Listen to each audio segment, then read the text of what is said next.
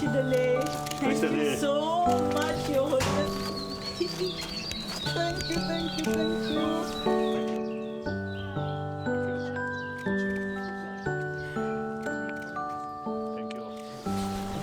These are my friends.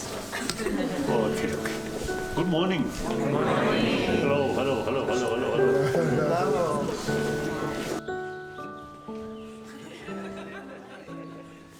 These children, generation of truly 21st century. We belong to 20th century. Yes. Generation of 20th century.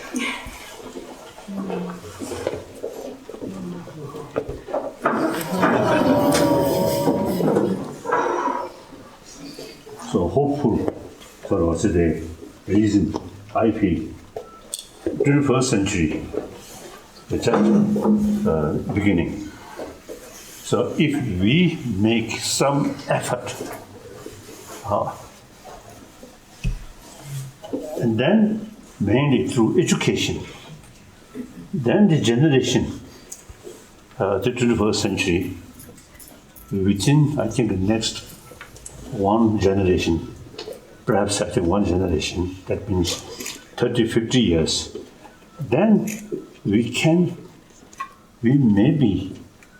see the better world, more peaceful, more compassionate. All hope on you. Please sit down.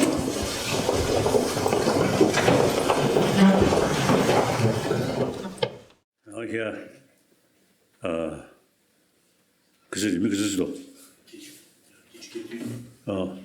about 80 people.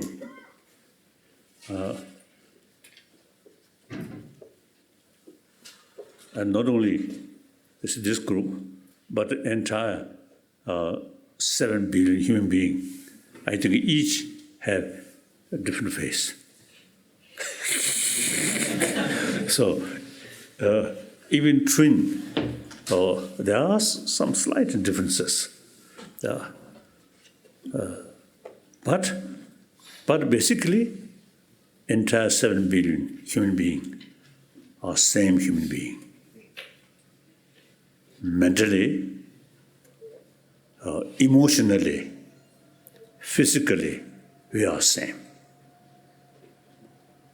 So here at this moment, I, Tibetan, born in very cold, high altitude, and some remote area. But we are same.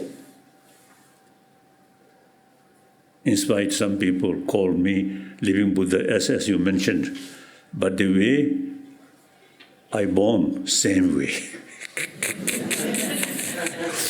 And worst thing, I think, in our village, we have the tradition, birth should not take in our room. So in Kasa, cowshed. So this living Buddha born in cowshed.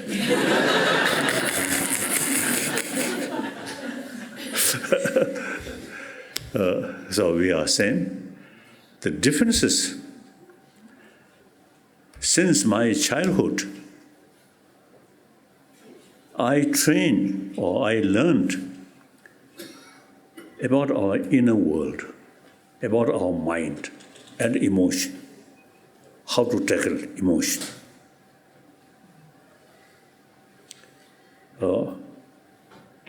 Since childhood, I learned these things. At the beginning, I have no interest. I am very, very lazy student to learn these things. So my tutor, one occasion, he had to kept one whip to threaten me. Unless you study well, he may use that whip. So I often used to telling people, at that time, my elder brother also used to study with me. So 2 whips. One whip, yellow. one whip ordinary. So I often is telling people, the yellow whip, suppose a student, holy student, Dalai Lama. So the whip also yellow color, something holy. But I know if the yellow whip use, I know no differences of holy pain.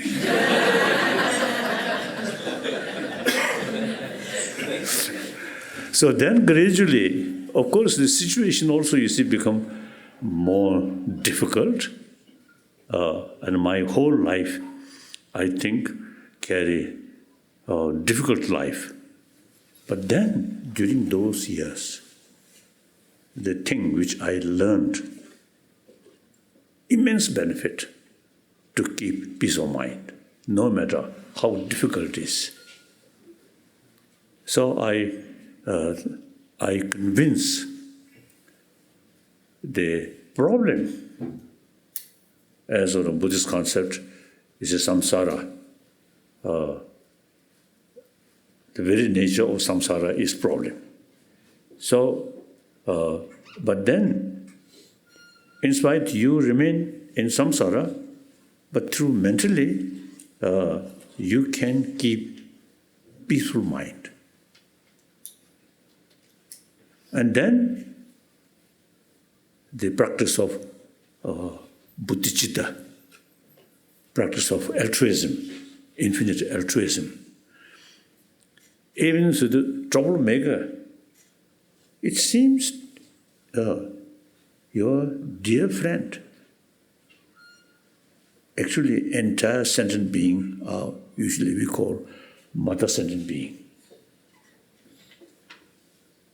Each morning, I practice the kasoda regenerate sorry.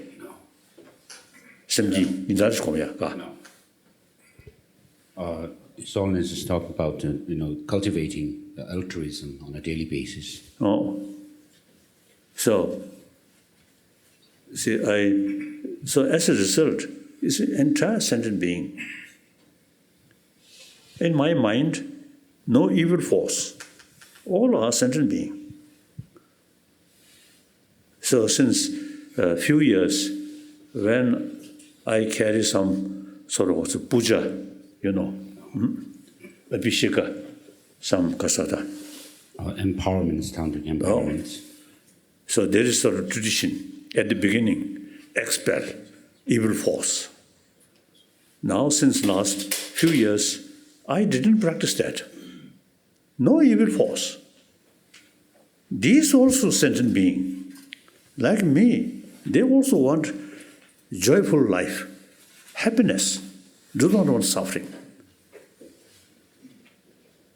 So these are same human being. As the Buddha say, we all have the Buddha nature. So we cannot make distinction, evil force. So now I never practice that part.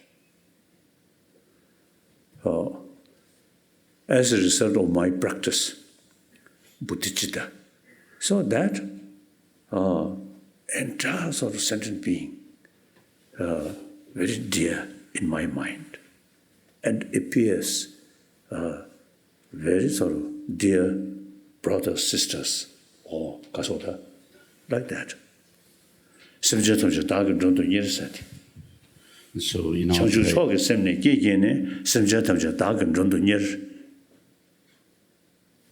So in our prayer, there are these lines which say, inviting all sentient beings, having generated this altruism, which is the thinking of becoming a Buddha for the benefit of all sentient beings, I call upon all sentient beings as my guests to this feast of enlightenment.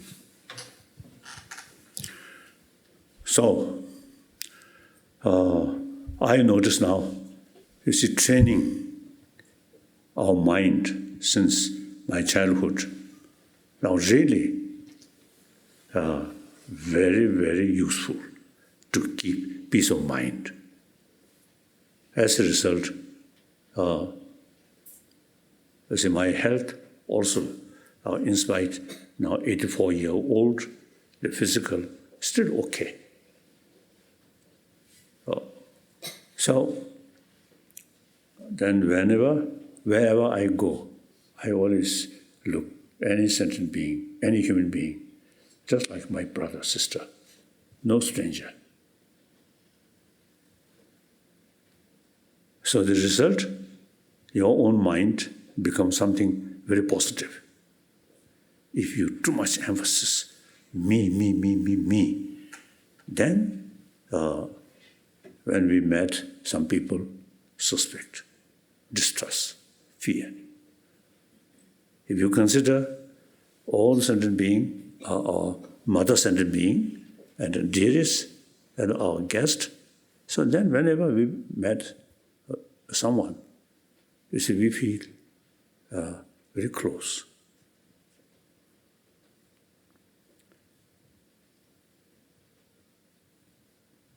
Because as Shantan Deva say, Jigden Dungen Chinyiva Tigun Rantan Dolechung. Jigden Deva Chinyiva Tigun Shantan Dolechungs. So Shantideva, in his Guide to the Bodhisattva Way of Life, says, whatever suffering there is in the world all come through wishing others to have suffering. And whatever happiness there is in the world all come from wishing others to be happy. Dākti shenji tūngēdā yāngdā chawar mācchāna sāngjī nītū mīntūchīng kōwa nāyā dewa mēsā shivri sāvrishā. And then after that he goes on to say, if you are not able to switch your own happiness and joy with the suffering of others, leave alone reaching Buddhahood, even in this cycle of existence, this unenlightened existence, you will not have happiness. So whether believer or non-believer, we need warm-heartedness, more sort of the compassionate feeling, mind, for your own interest. More compassionate person, himself or herself, as I mentioned earlier, mentally more peaceful. And the one important is when your mind more peaceful. Then, when you heard some negative information come here, then you feel, okay, that's human nature. We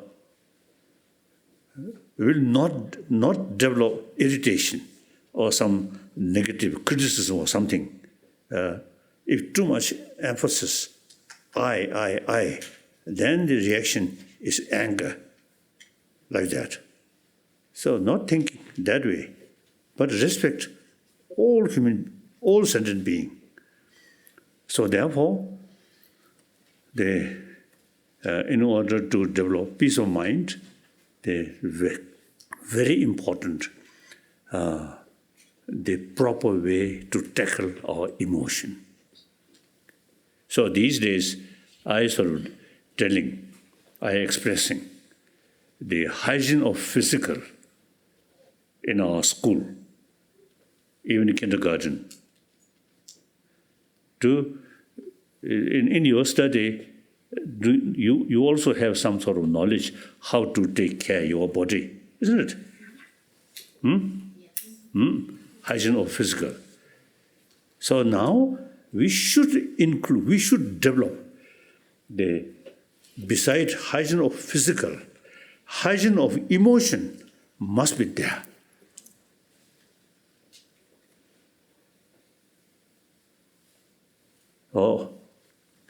Hygiene of emotion, you see, since childhood, kindergarten level, you see, healthy body, but too much disturb here, we will not be happy. Healthy physical, important. At the same time, healthy mind, very important.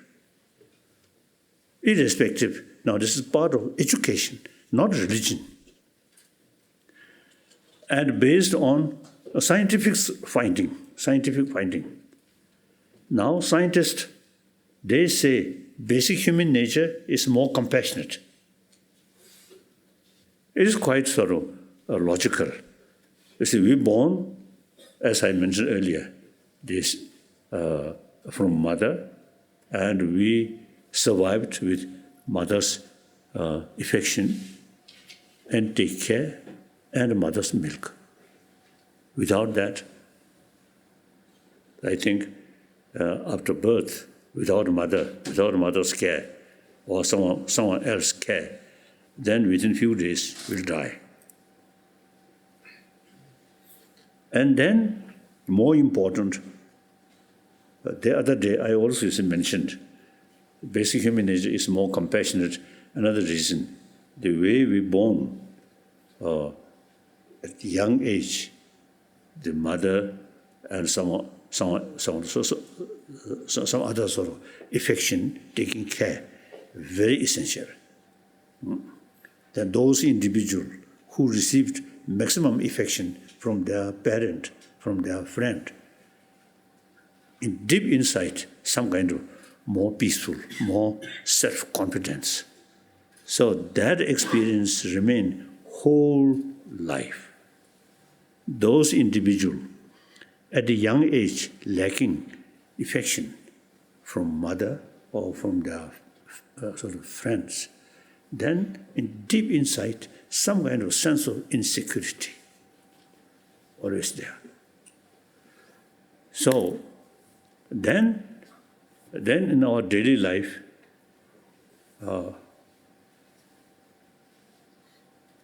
meet people, we'll smile, you feel happy. And a smile, we must distinction. The sarcastic smile, sometimes fear. And then diplomatic smile. Also, you see, create some suspicion. So genuine smile, even dogs, I think, have some ability, distinction, genuine smile or artificial smile. I think dogs make distinction. So genuine smile, there, I feel happy. Then, at the time of death, the other day I mentioned, you see, you are surrounded with golds, diamonds, and bank dollars. At the time of dying, you feel no longer use these things. Even more worry. Now, who will use these monies or these things? So more worry. But at the moment of dying, surrounded with friend who really showing affection, then the dying person feel much happier. So human loving kindness is the beginning of our life, and till our death, that's very important. Now scientists say constant anger, constant stress is actually our immune system. Eating our immune system. So therefore, these are the scientific sort of explanation. Basic human nature is more compassionate. Then furthermore, we are social animal. Any social animal, individual's survival depend on the community. It's very, very clear. Dogs or cats. Cat, I don't know. Some cat you see goes lonely, raising some bird or some mice.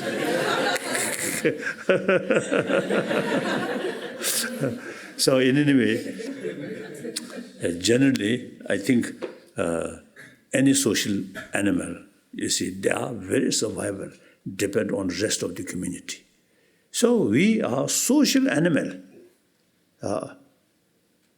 See, individuals' survival or joyfulness, happy life, entirely depend on the community. Firstly, family, then community. Now today's world, I think whole world actually one community. Economically, global economy, no national boundary. Now, on top of that, the global warming. You see, no, making distinction, this continent or that continent, or this nation or that nation. So now time comes, we have to think entire 7 billion human beings. And then on the other hand, nobody wants problem. Yet, many problems which we are facing, even this very moment, we are peaceful. But, you see, and the few, I think about hundreds of miles, the Kashmir problem there. And then behind there, the Syrian, this problem. And then north, Afghanistan. Same human being, killing each other. And the worst thing, in the name of religion. And this Muslim country, Shia and the Sunni, same Muslim, same Allah, same Quran, 5 times prayer, same, but small differences, Shia and Sunni killing each other. All these are lack of sort of recognition, the other as human brothers, sisters. Religion is personal matter. So when daily, when I look television, and then, how many American here? Oh, okay. Now the Mexican border.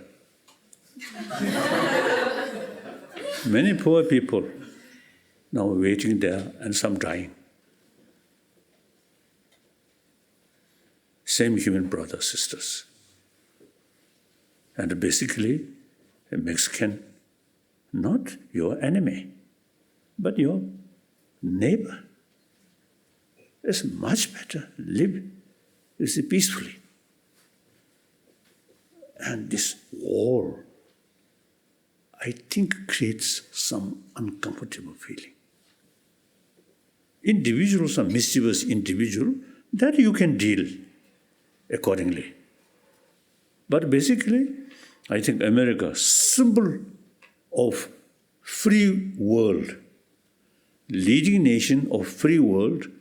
So, when people think about America, I think should get some feeling and hope. America, when people think America, some kind of fear, that's not good. So my number one commitment is believing myself as a human being. And we all, as I mentioned earlier, mentally, emotionally, physically, we are same. So, social animal, we should promote human compassion, irrespective believer or non-believer, and mainly based on scientific sort of finding. That's important. I think out of 7 billion, over 1 billion non-believer. So if we say compassion is important because Jesus Christ say, and Buddha say, then those non-believers say, oh, don't care. But on scientific basis, if we say, then they pay more attention. So that in this country, 1,000 years, you see, they're describing secular ethics, not based on religion, but through sort of also the common sense, use common sense, and sort of educate. Wholeheartedness is important. So that's my number one commitment. Then number two commitment is I am Buddhist. So the religious tolerance is very essential. All major world religious tradition, in spite of different philosophical sort of view, but all carry same message of love. For example, theistic religion, we all created by God. What kind of God? Full of love, compassion. That's our Father. 7 billion human beings created by that kind of Father. So that very powerful to bring conviction. We must be more compassionate children of God. We should be. If God himself angry one, then we can say God himself, you say, quite angry God. So since he creates us, so anger is normal. But if you truly believe Creator, God, infinite love, and the entire 7 billion human being is actually children of same Father. Very powerful, very good. Then Jainism, Buddhism, and some part of Sankhyaism, no God, no creator, but rather self-creation. Here also, you see, everything depends on your own action. So therefore, in this country, India, concept of ahimsa, non-violence, over 3,000 years. That's the main sort of spiritual message, ahimsa, non-violence. In order to carry non-violence more effectively, karuna, compassion. These two things are over 3,000 years India's tradition. Really wonderful. And then gradually, the Jainism, I think, further expand. And then Buddhism has created a lot of sort of complicated philosophy, but the main message is love, karuna. So as a result, I think, look, India, modern India, the large number of Muslims there, but no problem. And I never heard problem among Indian Muslim, Sunni and Shia. I never heard. So therefore, and then Indian Muslim, very much respect other tradition, live together. India, over 1 billion populated nation, but religious harmony is still there, very much. Over 3,000 years, different religious tradition there, and live together harmoniously, mutual respect, and sometimes mutual learning, like that. So it shows me it is possible, religious harmony. So my number 2 commitment is try to promote religious harmony. Then number 3 commitment, I am Tibetan. I have the name of Dalai Lama. So the reality, 6 million Tibetan, trust me, believe me. So I have a moral responsibility. So now regarding political matter, since 2001, I retired, totally retired. We already have elected political leadership, so they look after. My responsibility regarding Tibet is preservation of Tibetan culture.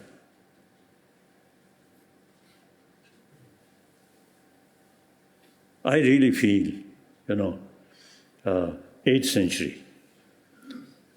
I think firstly, 7th century, Tibetan, Kasadi, Madamada. Sejam deduge. Sejam.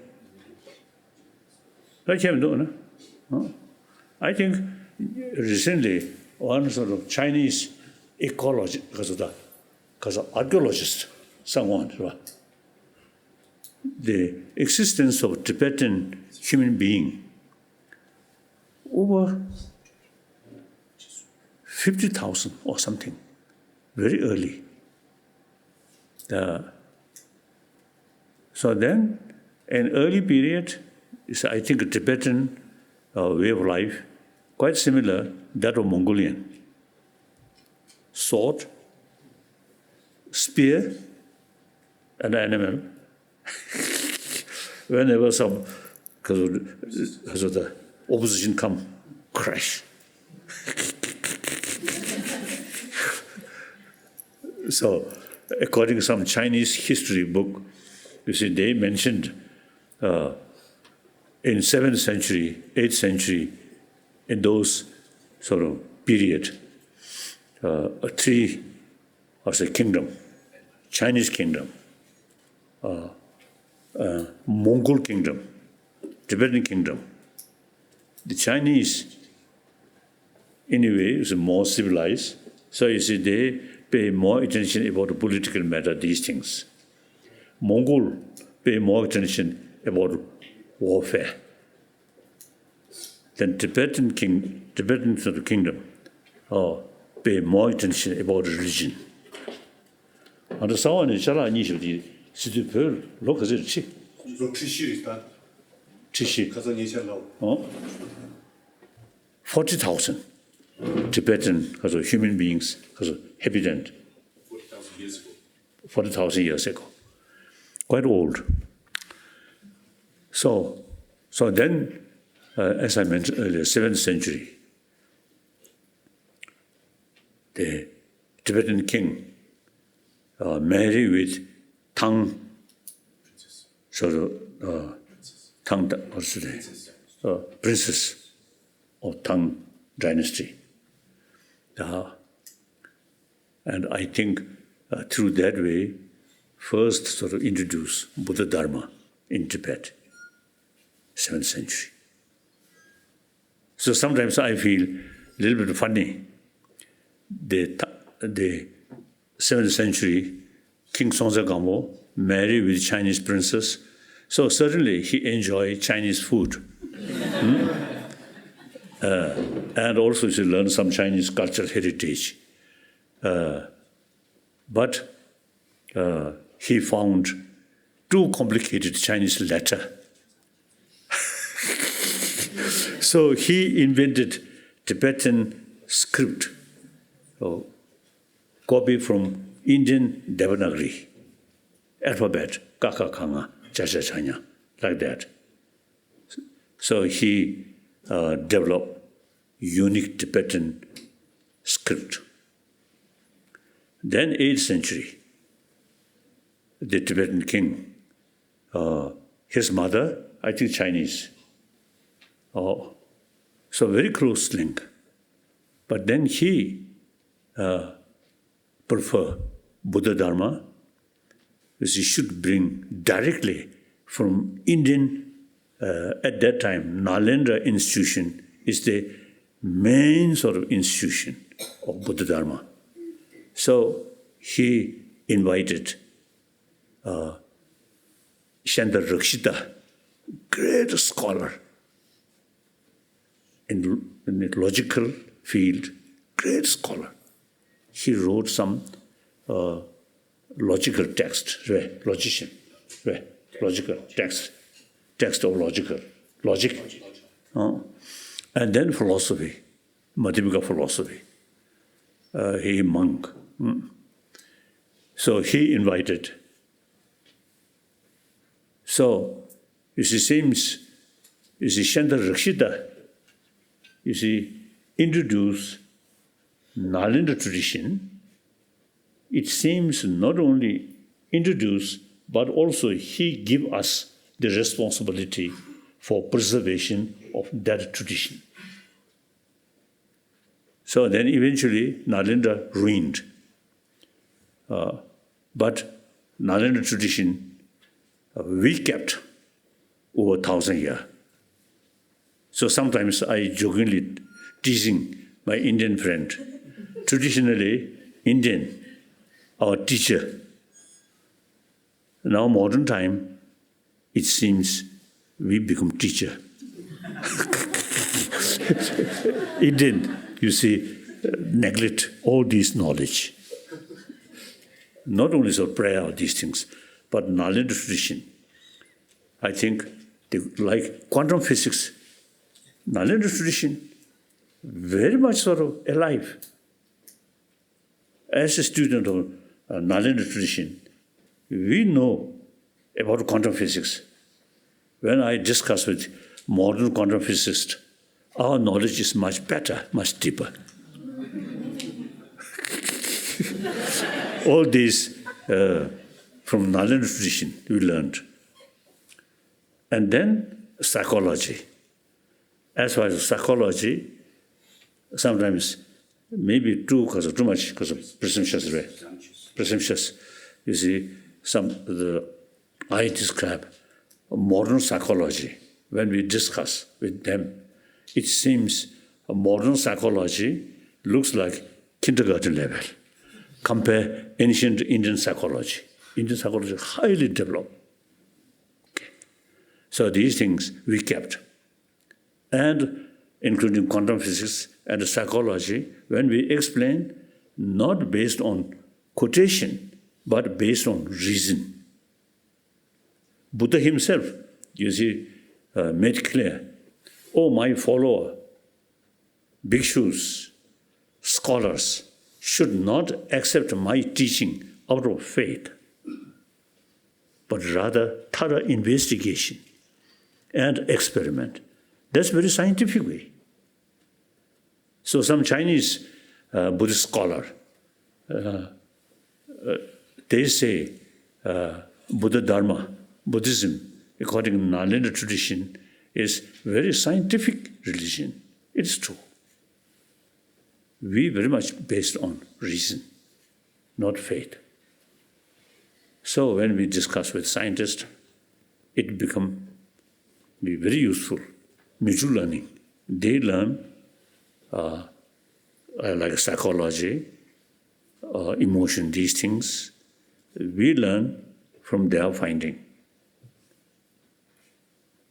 How old cosmos and these things. This is very useful information from scientists. Although some Buddhist texts mentioned about cosmology on these things, but somehow they say world is flat and sun and moon more or less same size and same level goes around the Mount Meru. Actually, nonsense. So we can say, oh, this is wrong. Sometimes I used to jokingly expressing the text which mentioned these things. The writer of that text, Bosuband, naturally when he writes this text, Abhidhamoko Shakarika, so he naturally, at that time, he a little bit old, so his eye is not very good. So he, when you see cloudy day, he tried to look the size of sun. It seems to him not much differences, size of moon and sun. So in his writing, he mentioned these things. Then Mount Meru, I usually is telling people publicly, I have been several times from here to Europe, Europe to America, America to Japan, or Hawaii, Hawaii to Japan, Japan to India. I never saw Mount Meru. If Mount Meru there, I think millions of people going that way must be someone should see Mount Meru. Nothing. So we can analyze. Things are some script mentioned that, but don't care. Analyze. So that's the way of logical approach. Okay. So this knowledge, I think we Tibetan, now today, whole world, the Nalanda tradition, Nalanda knowledge, available only Tibetan tradition. And also it seems to me very clear, the Tibetan language is the best language to explain psychology, philosophy, and these logic, these things. Because before Buddhism reached Tibet, one Tibetan scholar expressed, before India's light reached Tibet, Tibet, in spite land of snow, white, bright, but in spite that, Tibet dark. After light of India reached Tibet, then Tibet become bright. It's very true, very true. So so then eventually the Shanta Rakshita advise, since you have your own language, so instead of study or learning Sanskrit or Pali, it should now translate into Tibetan. So 8th century, I think, start translation. So at that time, Tibetan language, very primitive. So new Sanskrit word, and they develop new word, Tibetan. So now today, Sanskrit and Tibetan language is most closest, like that. So Sanskrit, now more or less, that language. Some scholars may know something, may use. Otherwise, no. So among the living language, Tibetan language is the best language to explain these difficult subjects. So my sort of responsibility is try to preserve these knowledge, including language, like that. And politically, you see, historically, Tibet is a separate country. But world is changing. I very much admire the spirit of European Union. Common interest is more important. Now today's British Prime Minister is a little strange. Now he's really facing some problems now. She's really facing the latest situation. Parliament won't take it, that's it to that. Oh. So European Union, I really feel the French de Gaulle and German Adenauer, during wartime, arch enemy. And historically, French and German is a very much negative attitude. At First World War, Second World War. But then, after Second World War, they realize common interest is more important than individual national interest. So they set up European Union. So I often, you see, expressing the same spirit of European Union, I think eventually should start in Latin America and also in Africa, not whole Africa. Firstly, Northern Africa, then Central Africa, and then Southern Africa, like that. And the Middle East also. I think some kind of common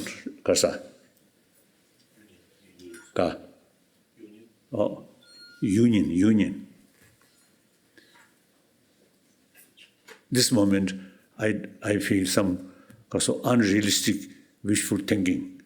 As eventually, Saudi Arabia and Iran should create union. Otherwise, silly. One follower of Shia, one follower of Sunni.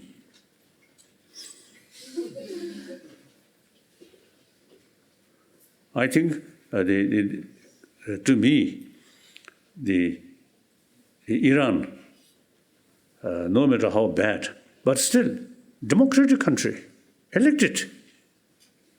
Saudi Arabia, not like that. I think Saudi Arabia seems to say no proper the rule of law, isn't it? Everything in one family, king, like that. So in any way, I really admire European Union. Therefore, we, since early the 50s and 60s, we raised Tibetan issue at the UN.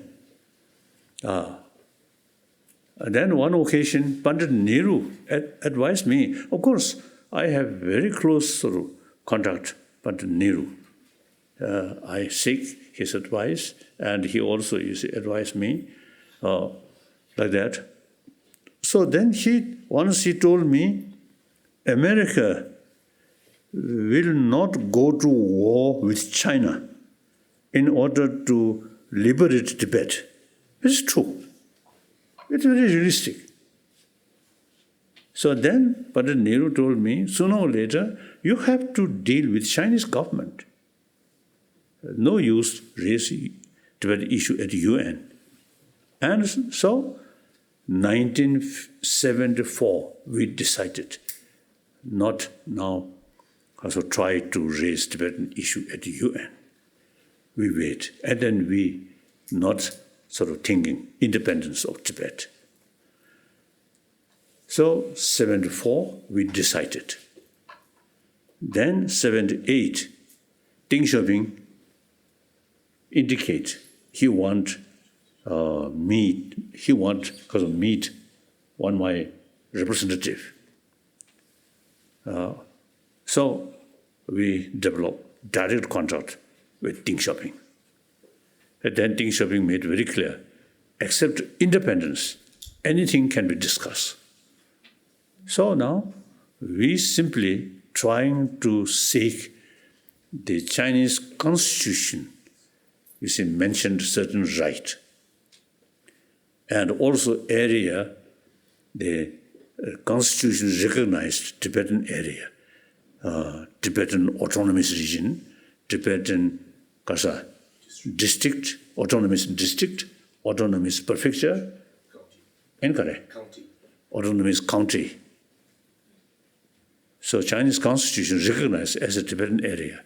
Then this area should have equal right to preserve their own culture, their own language. Then, practically also, a Tibetan, wants more material development. Sometimes I jokingly teasing Tibetan,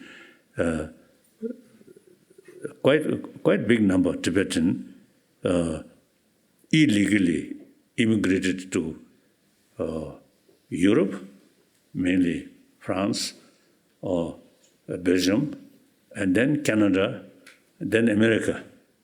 So these people are not seeking spirituality, but seeking dollar. So Tibetan,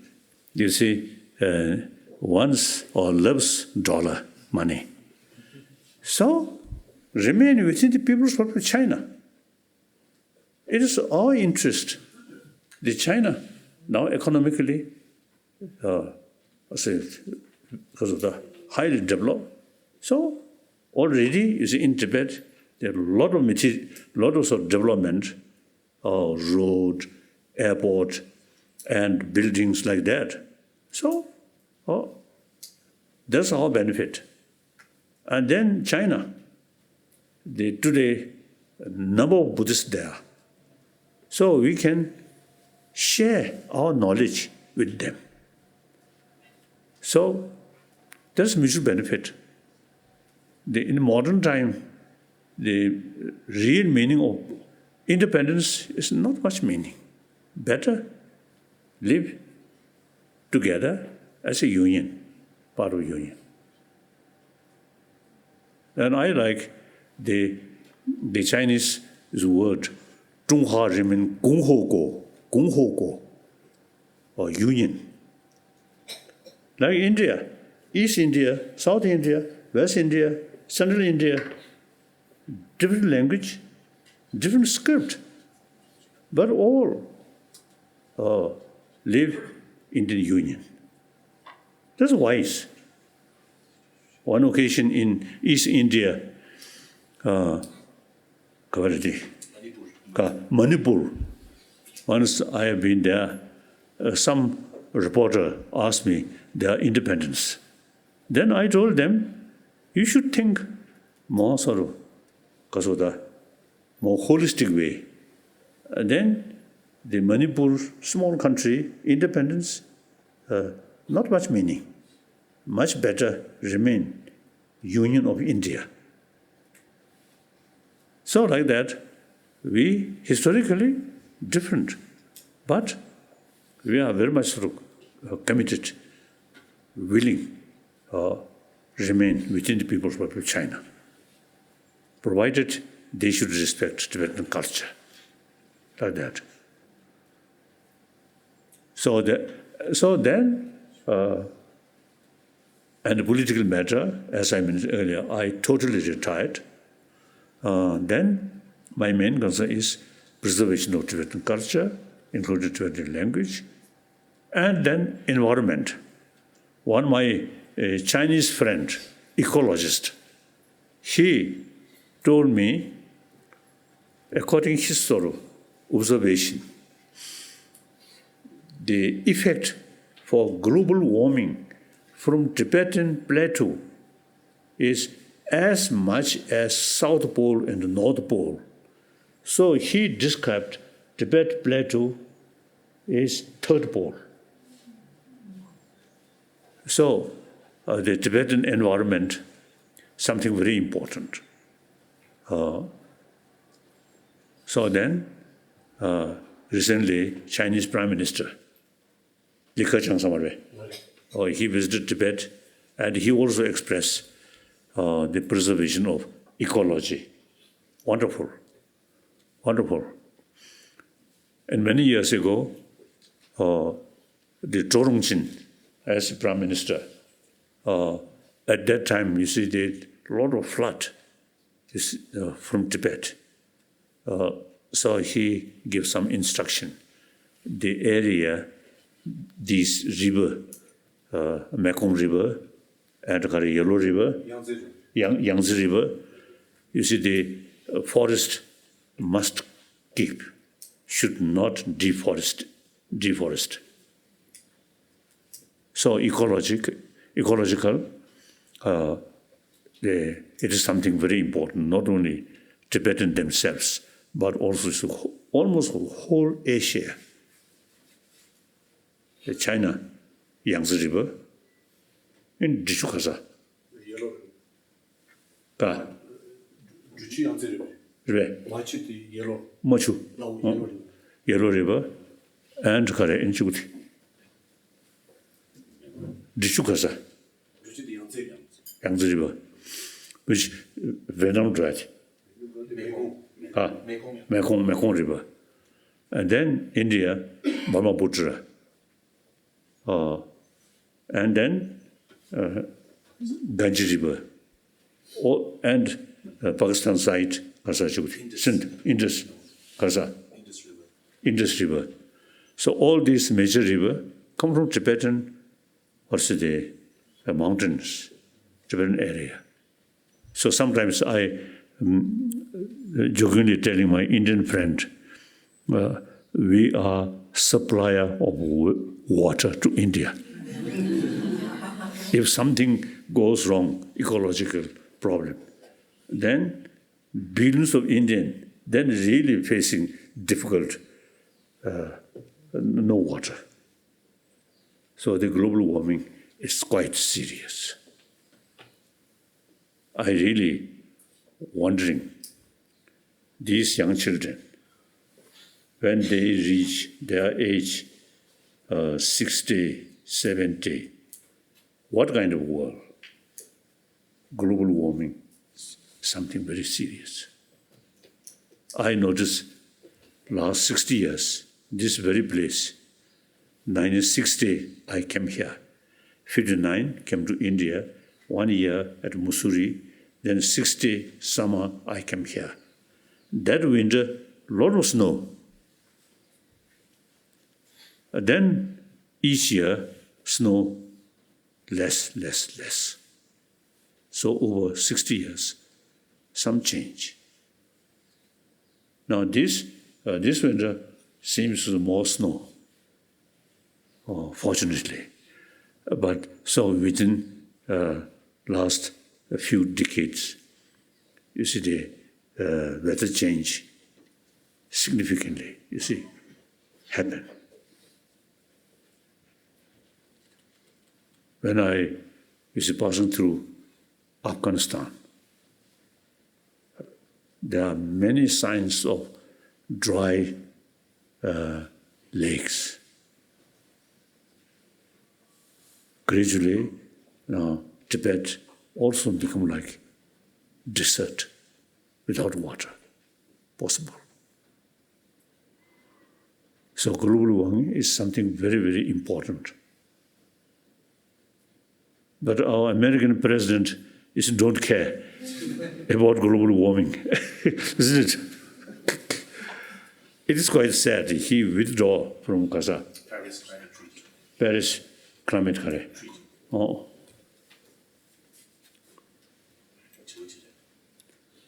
Yes. Now some questions. Question answer. Yes, first you. How does it feel like to be reincarnated? How does it feel like to be reincarnated? Gaza. Nothing. The name of Dalai Lama or reincarnated is just people creation. Myself, as I mentioned earlier, I'm a human being. And I may say I'm quite a normal human being.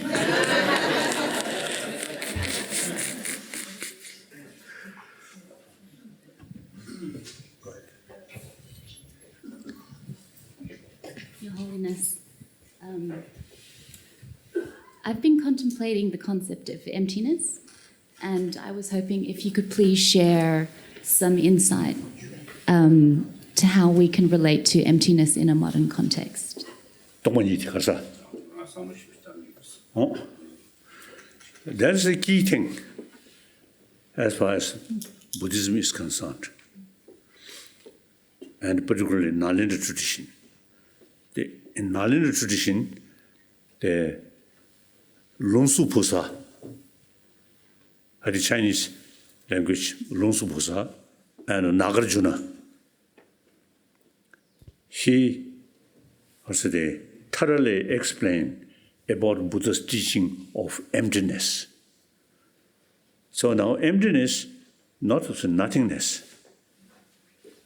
but like quantum physics, you see, quantum physics say not nothingness, but things does not exist as appears. Appearance is something exists there. But if we investigate nothing, so things does not exist as appears.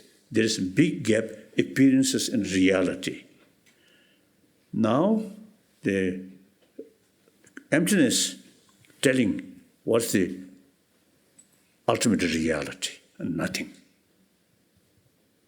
If we, because of the physical, because of the parts, Dissect. Dissect. Now, if we take something and dissect it, nothing.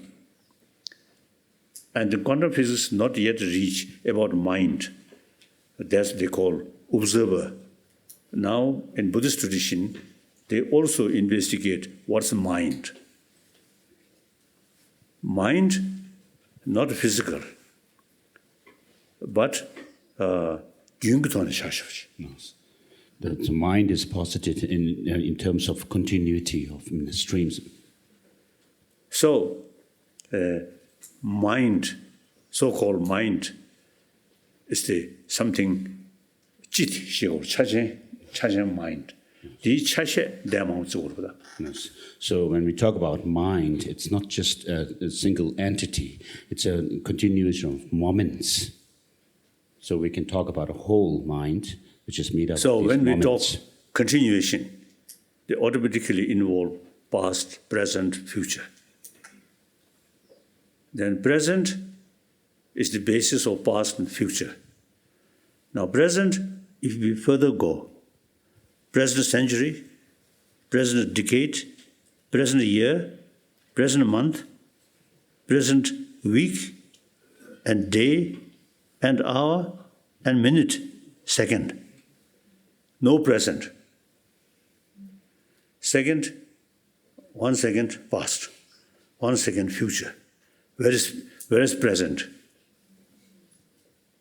No present. Then without present, very difficult to say past and future. So that's just on the roughly appearances we say continuation of mind. But if you go detail, nothing. So now the Madhyamika philosophy, Nagarjuna says, if we investigate, if we analyze, nothing independently exists, but just a mere designation. That, you see, concept to Buddhists try to defeat our emotion which believe things are independently exist there. That basis of exaggeration. One of my American psychologist, great psychologist, his age now, when my last meeting, few years ago, his age already 110 or something. Aaron Beck. Aaron Beck. You see, few decades, he deal with people whose mind too much disturbed by anger. So he told me, those angry people, when they feel anger, the object which they feel angry appears something very negative. But the reality, 90% of that negativeness is mental projection. This is exactly now Madhyamika philosophy would say. So now antidote is to analyze things does not exist as appears. Ultimately, your own designation. So the anger, attachment come. Things appears something absolute, and good and bad also absolute. Recently, I heard one Chinese student who study quantum physics. He, express when he think about nothing exists objectively. That affect his the extreme view, good or bad. That's exactly, the purpose of Nalanda, this Madhyamika philosophy. I also practice that daily. So, very, very helpful. One part of practice is altruism. One part of practice is nothing exists as appears. So Nagarjuna explained interdependent. interconnected. Nothing exists independently. Everything depends on other factor. So that also, you see, the approach, more realistic approach, things. It exists, but exists due to many other factors, including your own mind. So then our anger, attachment, these happen. Its very nature is entirely, is also believe things exist there independently. Then attachment, anger comes. For example, usually we develop anger towards our enemy, so-called enemy. But then you're angry towards the enemy's physical or enemy's mind. Then the anger feels confused, isn't it? Oh, like that. And similarly, when we feel I, where is I? Not just physical. I can say my physical, my mind. So still there is I. Where is I? I here? No. Here? No. Difficult. I is there. But if you investigate, we cannot find. So finally, combination of physical and mind is just merely designated as I, self. But Indian tradition, Atma, then there is independent I is there. And the journalism, Western culture, soul, also more or less independent self. The Buddhist anatma theory, no atma. But when I explain about rebirth, I found very useful the concept of atma. Recently, I think 2 years ago, in South India, I have sort of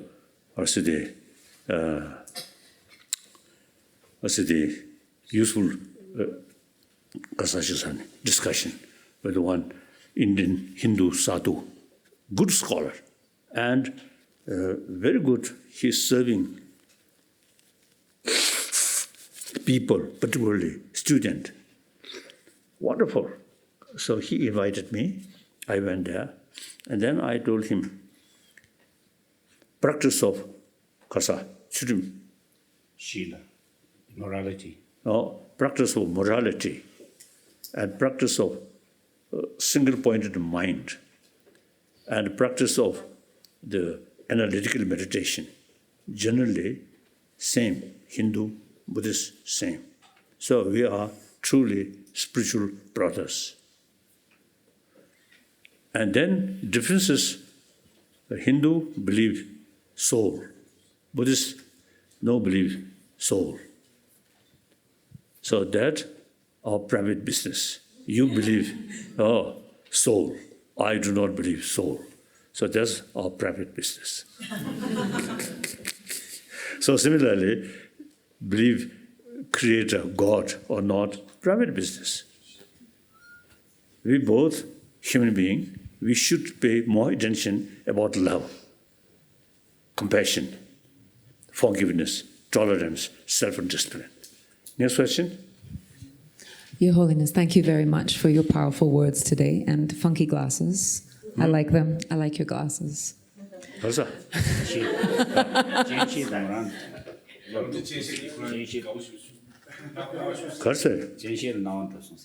I see. then without glass. It's even more so. Yes. I'd like to ask you about compassion. You spoke of all of us having a compassionate soul. But many times it feels like there are acts of lack of compassion and that compassion is blocked between many individuals, countries, situations. How do we unblock compassion? Now that's a very important question. As I mentioned earlier, basic human nature more compassionate. Like these young children, they don't care about, say, different religious tradition or different nationality. So long, play together. One time, I visited Switzerland, Pestalozzi. Some Palestinian children, Jewish children, play together, nothing. So at a young age, like that, they don't care. What is the differences? Gradually, when we join our education, our school, then you see, not much talking about our inner, deeper human value. Simply, you see, talking about money, about materialistic life. Now, that's, I feel, existing modern education system is not complete. It's very much oriented about material value. So now, modern education, as I briefly mentioned, should include about education inner value, so that children at a young age are basic human value very much alive. They need that. Now, once join education, the further sort of explanation, the warm-heartedness is very important for your health, for your happy family, for your happy community. These should teach, should include. And then furthermore, the Indian psychology, as I mentioned earlier. You see, there in the West, when we say consciousness, they only sensorial level. Not much talking about chit or mind. So training of mind is chit, not eye consciousness, ear consciousness. The five senses of consciousness, because of the active, the mental consciousness, they are. Then in dream time, sensorial consciousness no longer, mental consciousness there. Then deep sleep without dream, even further deeper consciousness. So sometimes it can be possible in dream time, thinking some spiritual practice is more effective because the sensorial consciousness no longer active. Like that. So I think it is important to make distinction, different level of consciousness. And the trouble, anger, attachment, jealousy, these come because of the mainstream of consciousness, not sensorial. Like that. I think one person seeing someone very dear, and one person see that very negative. But eye consciousness same. Mentally, one is considered negative, one considered positive. So training of mind is mental level, not consciousness. So it is very important to make distinction, different level of consciousness, mind. Since these troublemaker, anger, hatred, these related with main consciousness. So method also must develop in main consciousness, not sensorial. Okay. Next. We'll do one more. Anyone in the back?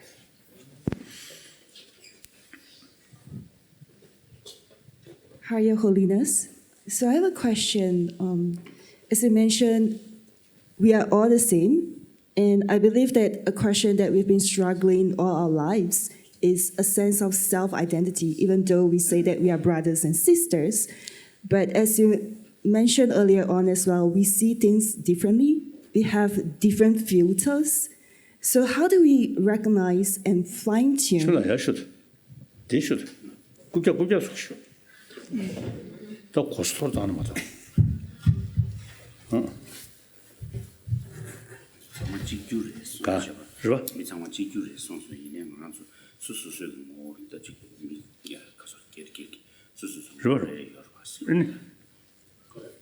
？Yeah. So how do we recognize and fine-tune the filter that we've been using to reflect a true self or identity? Because there's been so many labels that we face since growing up. So how do we find that true voice?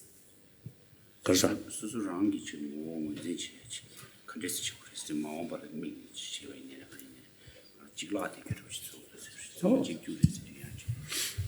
as I mentioned earlier, see, we are social animal.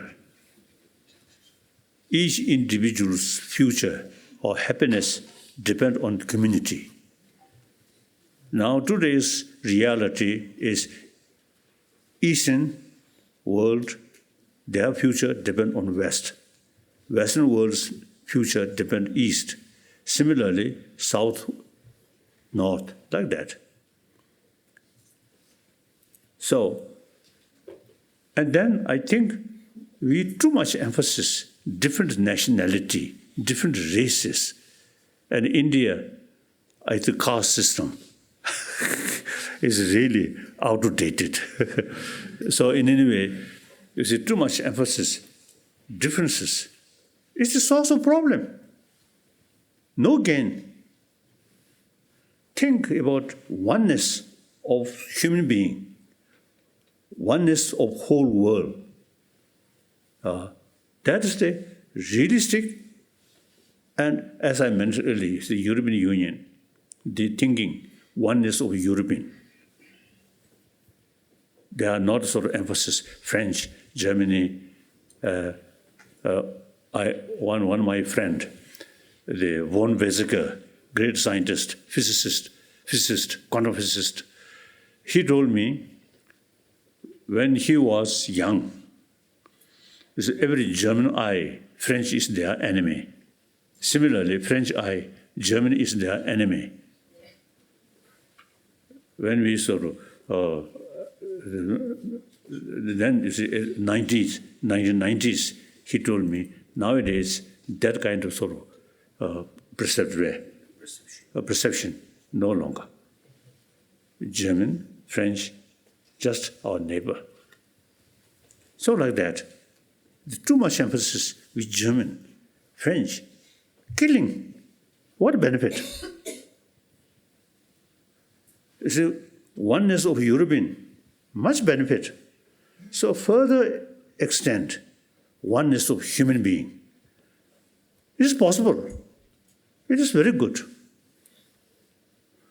Now today's reality, we really need the sense of oneness of human being.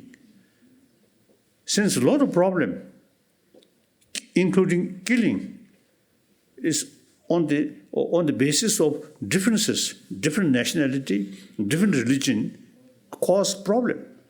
So the only remedy is go deeper way, we are same human being. So that's the only way. If we think deeper level, we are same human being, they want happiness, I want happiness, my future depends on them, then killing is no longer relevant. It's much better, live together. So I think those American companies which produce weapons, I think eventually should close.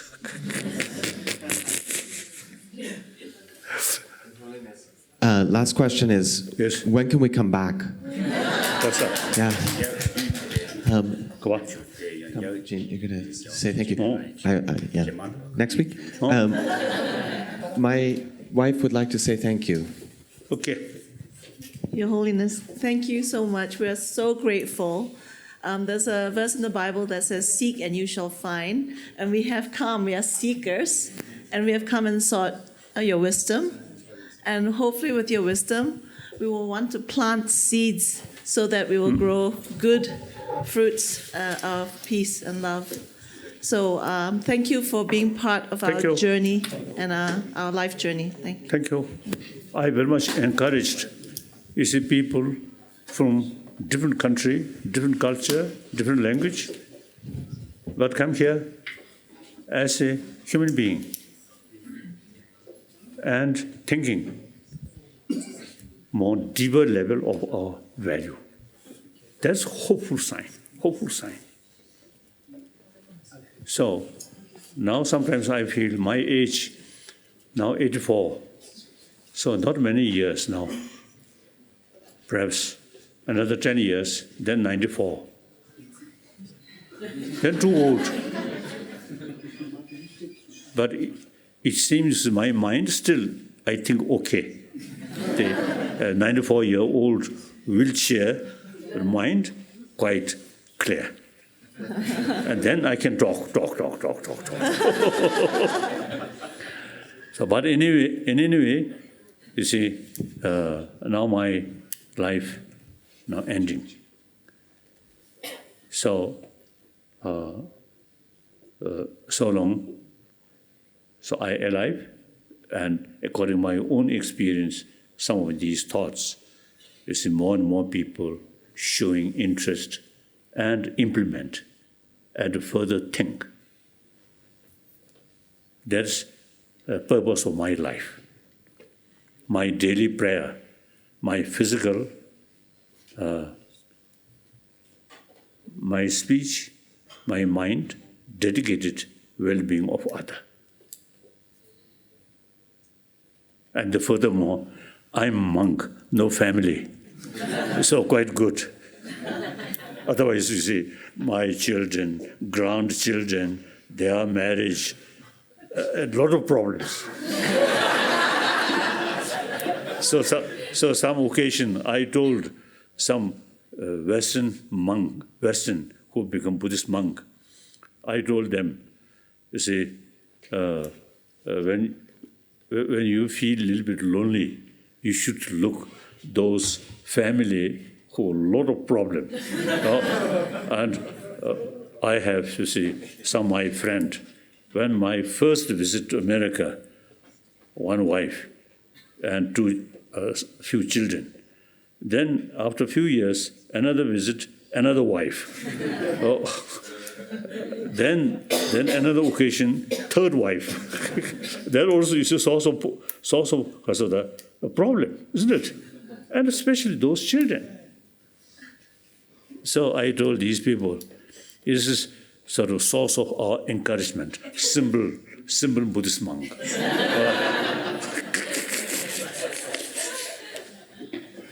Thank you.